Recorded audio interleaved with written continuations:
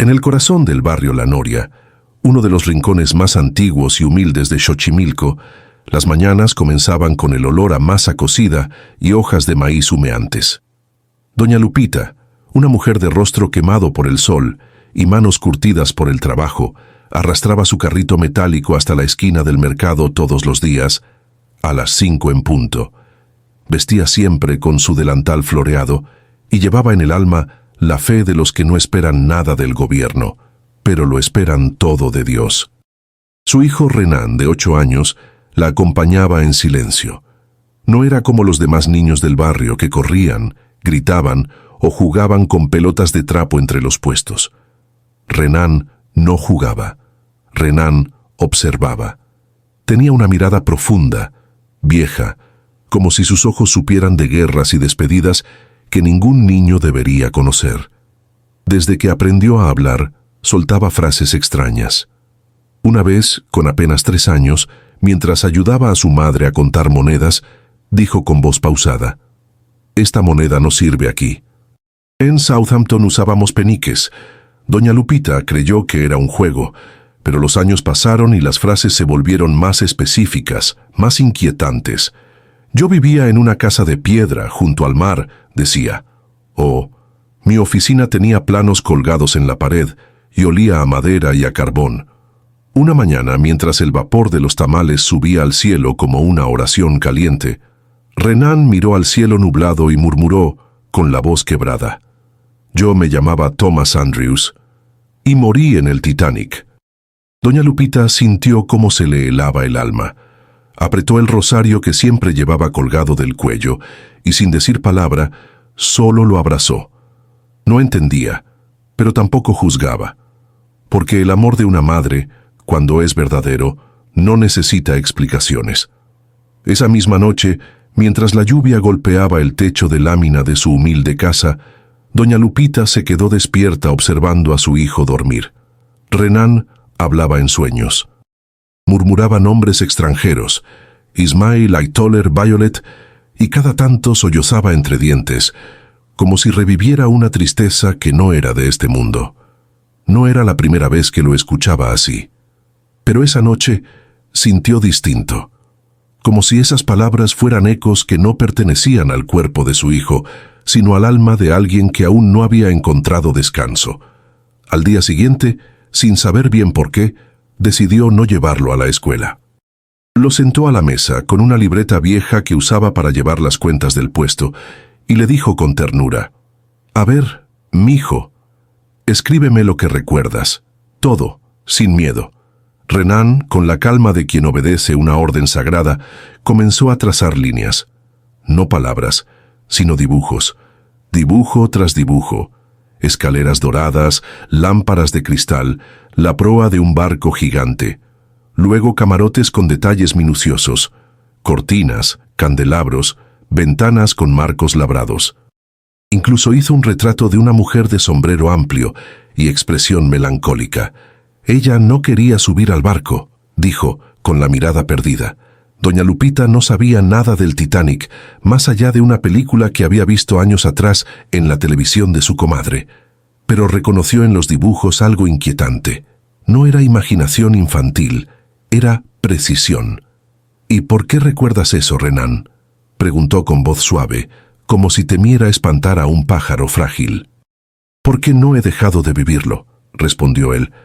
«A veces cierro los ojos y todo está ahí. El crujido del hielo, los gritos, el agua helada entrando por los pasillos. Yo traté de salvarlos, mamá. Lo juro que traté». Doña Lupita sintió un nudo en la garganta. El niño frente a ella temblaba. No de frío, sino de una memoria que no pertenecía a su edad. En ese instante, supo que lo que estaba viviendo no era un capricho ni una fantasía. Era un llamado, un misterio. Algo que pedía ser entendido desde la fe y no desde la lógica. Desde pequeño, Renan había evitado el agua. No toleraba las tinas, ni la alberca de plástico que su madre le ponía en los días calurosos. Durante los aguaceros, se escondía debajo de la mesa y temblaba si los charcos crecían más de lo normal. Cuando llovía mucho en Xochimilco y el canal subía de nivel, doña Lupita lo encontraba rezando con los ojos cerrados, como si el agua fuera a entrar por las ventanas. Una tarde, después de una misa de domingo, doña Lupita lo llevó al parque. Había una fuente grande con delfines de cemento y varios niños jugaban descalzos entre los chorros. «Ándale, Renan, solo moja los pies», dijo ella, intentando sonreír, pero él retrocedió. Sus ojos se llenaron de lágrimas y sus labios temblaron antes de susurrar: «Se siente igual, igual que cuando el agua me llegaba al cuello». Ese día, doña Lupita no pudo más. Se encerró en el baño de la iglesia y lloró en silencio. No entendía. Nadie podía explicarle por qué su hijo decía haber muerto en un barco inglés hundido en 1912. No era algo que se aprendiera en la escuela, y mucho menos algo que ella le hubiera contado. Ni siquiera tenían libros en casa. Las pesadillas se intensificaron. Renan gritaba en la madrugada, se despertaba empapado en sudor, pidiendo ayuda. «Cierren las compuertas», decía. «El casco se rajó, nos vamos a hundir». Fue entonces cuando decidió acudir al médico del dispensario, el doctor Herrera, que atendía gratis una vez por semana. El hombre, amable pero incrédulo, dijo que eran fantasías por estrés y recetó jarabe para dormir. Pero Renan no estaba estresado, estaba herido por algo que venía de otro tiempo, de otro cuerpo, de otra vida, y su madre, aunque no sabía ponerle nombre, ya lo intuía en su corazón. Un domingo por la mañana, cuando el cielo se pintaba con el azul sereno del verano, llegó al Zócalo una exposición itinerante sobre el Titanic. Era pequeña, modesta, pero traía algunas réplicas de objetos del barco, fotografías ampliadas y una reconstrucción parcial de la famosa escalera de la primera clase. La noticia se esparció por la ciudad, y como doña Lupita no tenía ventas ese día, decidió llevar a Renan. Pensó que quizás al ver con sus propios ojos que todo era parte del pasado, su hijo dejaría de atormentarse. Pero apenas cruzaron la entrada, algo cambió. Renan se detuvo en seco. Su rostro perdió color, sus pupilas se dilataron. Había un violín antiguo en una vitrina, y al verlo el niño susurró: «Ese sonido me acompañó hasta el final. Nadie más lo oyó, pero su madre sí». Caminaron entre las vitrinas. Renan no hacía preguntas, no se dejaba guiar. Parecía saber exactamente a dónde ir. Frente a la maqueta del barco, señaló la zona de máquinas y dijo con tono triste: «Aquí bajé. Traté de cerrar las válvulas.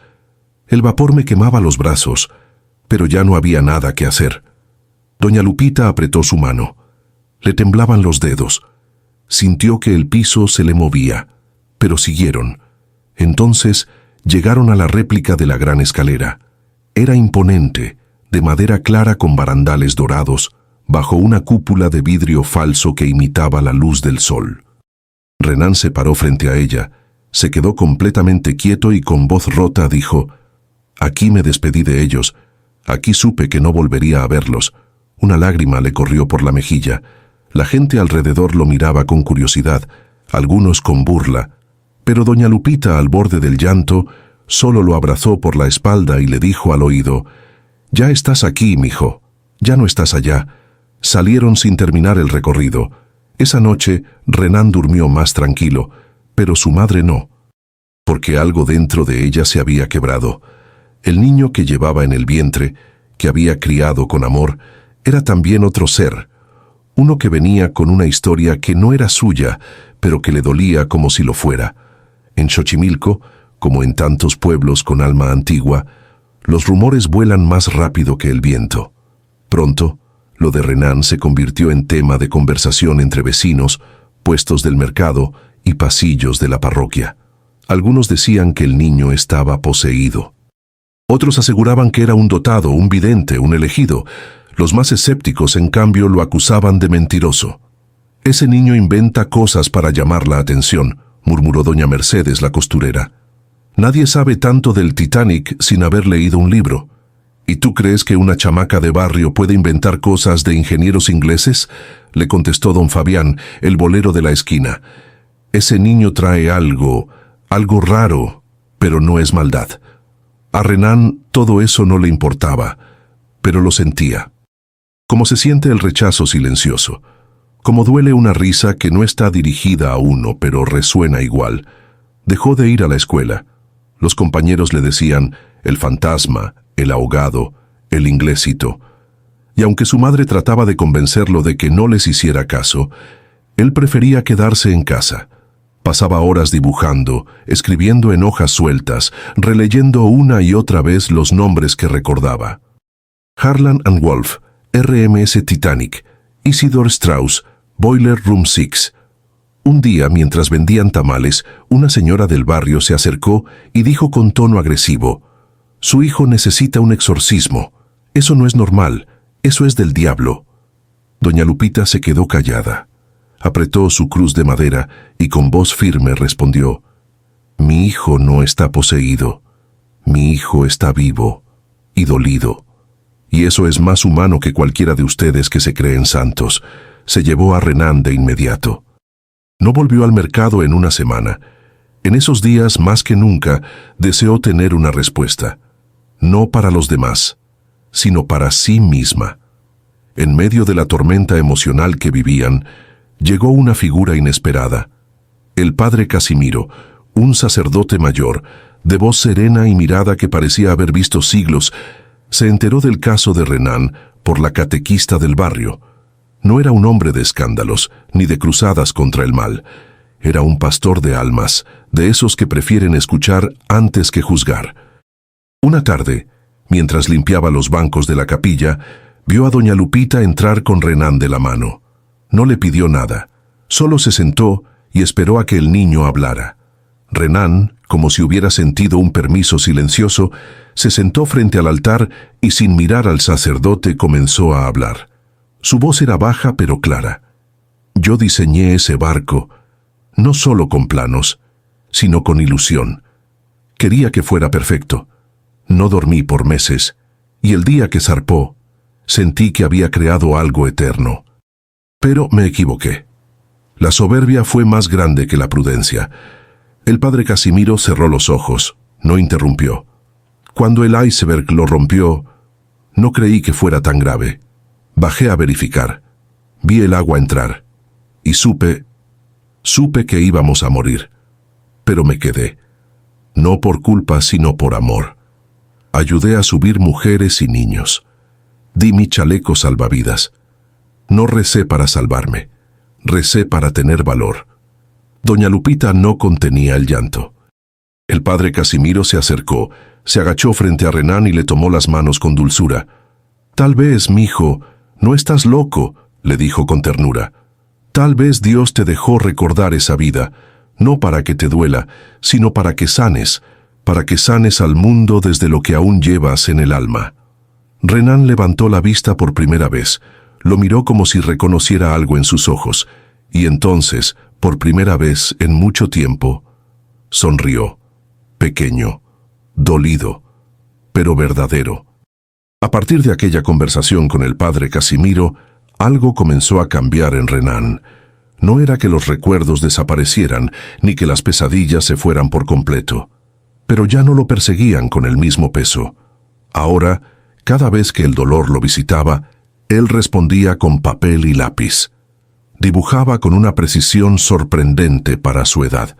Lo hacía en silencio, con la concentración de un adulto. Las calderas, los salones, los uniformes de los tripulantes. Incluso diseñó los trajes de gala que usaban los pasajeros en la última cena.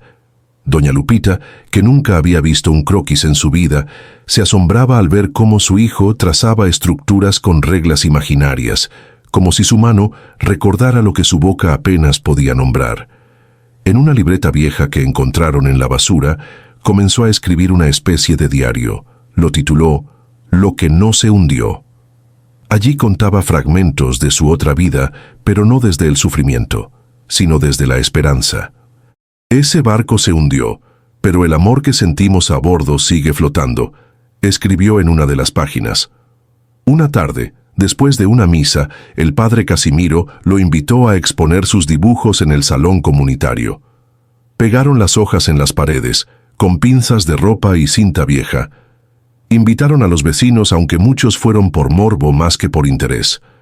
Pero algo ocurrió durante aquella pequeña muestra. El silencio se impuso. Nadie se rió. Nadie habló.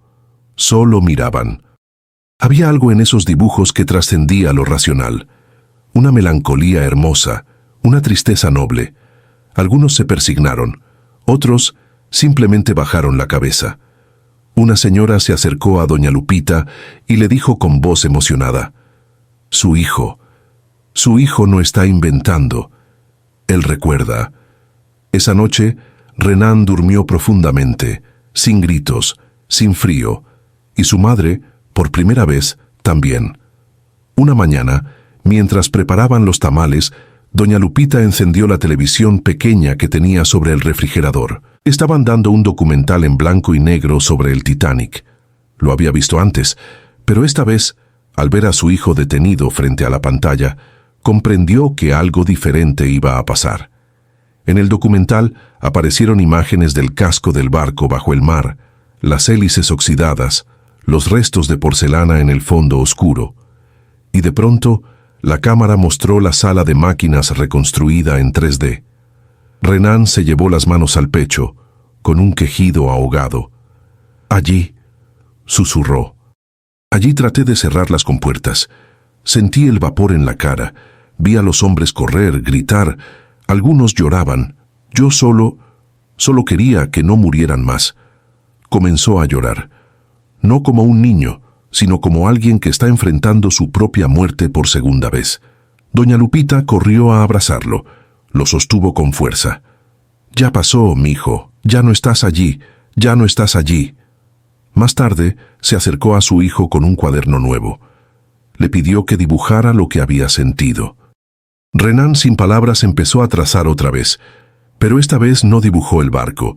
Dibujó personas, rostros, hombres con casco, sudorosos, desesperados, una mujer con abrigo de encaje, un niño con gorrito y una pelota en las manos, todos con ojos que decían: «Aún estoy aquí». Aquel cuaderno se volvió su tesoro. Lo escondía debajo de la almohada. Y cuando tenía miedo, lo abría y hablaba con los dibujos como si fueran familia. «No los he olvidado», les decía. «No los dejaré en el fondo». Renan había comprendido algo que ni él podía explicar del todo, que su misión no era solo recordar, sino honrar.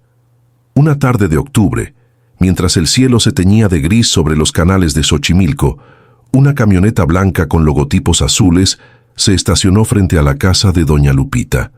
Bajaron dos personas, una mujer joven de cabello recogido y un hombre de barba entrecana.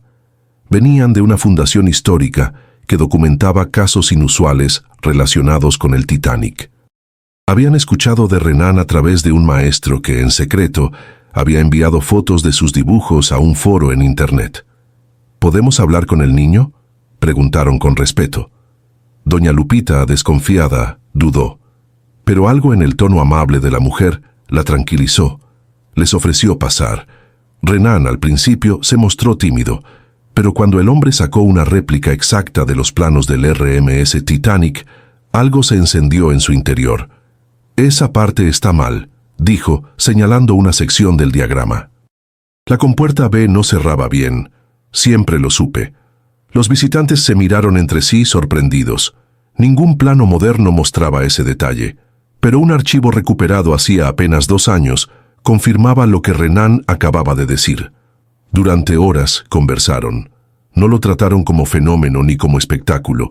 Lo trataron como alguien que tenía algo valioso para compartir. Cuando se despidieron, dejaron una carta.